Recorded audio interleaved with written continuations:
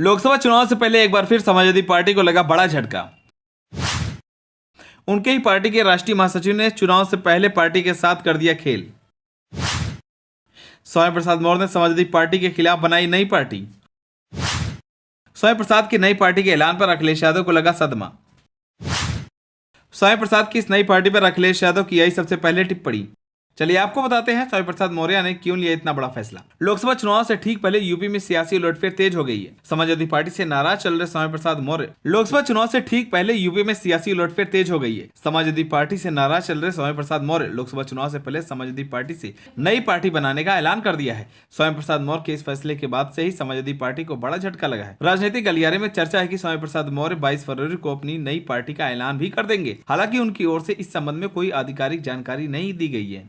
स्वामी प्रसाद मौर्य ने हाल ही में समाजवादी पार्टी से राष्ट्रीय महासचिव पद से इस्तीफा देते हुए अखिलेश यादव को एक चिट्ठी भी लिखी थी। इस चिट्ठी में उन्होंने पार्टी पर अनदेखी करने का आरोप लगाया था। अखिलेश यादव को लिखे पत्र में स्वामी प्रसाद मौर्य ने कहा था कि जब से मैं समाजवादी पार्टी में शामिल हुआ और लगातार जनाधार बढ़ाने की कोशिश की है। जिस दिन मैं सपा में शामिल हुआ था उस दिन मैंने 25 तो हमारा है 15 में भी बंटवारे का नारा दिया था। हमारे महापुरुषों ने भी इसी तरह की लाइन खींची थी। चिट्ठी में स्वामी प्रसाद मौर्य ने कई और बड़े नेताओं के नारे का जिक्र किया।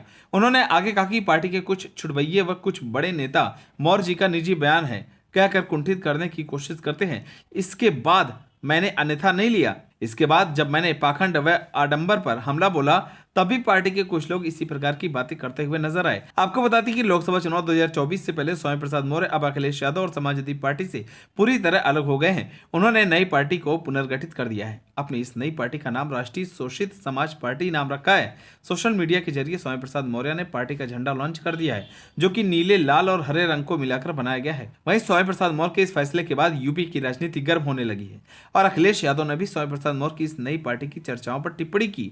अखिलेश यादव ने कहा कि किसी के मन में क्या है यह कौन सी मशीन बताएगी, लाभ लेकर तो सब चले जाते हैं। उन्होंने कहा कि 2024 संविधान को बचाने का चुनाव है, इस देश के भविष्य को बचाने का चुनाव है।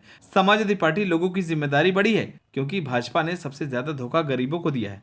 वहीं अखिलेश यादव के इस बयान के तुरंत बाद स्वामी प्रसाद मौर्य ने अखिलेश यादव पर पलटवार किया। स्वामी प्रसाद मौर्य ने कहा कि उनकी सरकार न तो केंद्र में है और न ही प्रदेश में है, कुछ देने की हैसियत में नहीं है। उन्होंने जो भी दिया है वह मैंने उन्हें सम्मान के साथ वापस कर दूंगा। मेरे लिए पद नहीं विचार मायने रखता है। अखिलेश यादव की कही हुई बात उन्हें मुबारक। राष्ट्रीय महासचिव का हर बयान निजी हो जाता है। जब पद में ही भेदभाव है और मैं भेदभाव के खिलाफ ही लड़ाई लड़ता हूं तो ऐसे पद पर रहने का औचित्य क्या है। इसलिए सारे विवरण का उल्लेख करते हुए राष्ट्रीय अध्यक्ष को 13 तारीख को इस्तीफे का पत्र भेजा था। उन्होंने बात करना मुनासिब नहीं समझा, इसलिए मैं कदम आगे बढ़ा रहा हूं।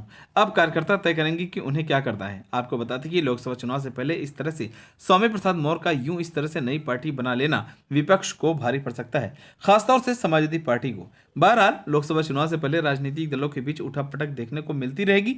आप सभी को क्या लगता है, स्वामी प्रसाद मौर्य ने जो नई पार्टी बनाने का फैसला लिया है वो सही है या गलत? हमें कमेंट कर जरूर बताएं। अगर आप नए तो हमारे चैनल को सब्सक्राइब करें।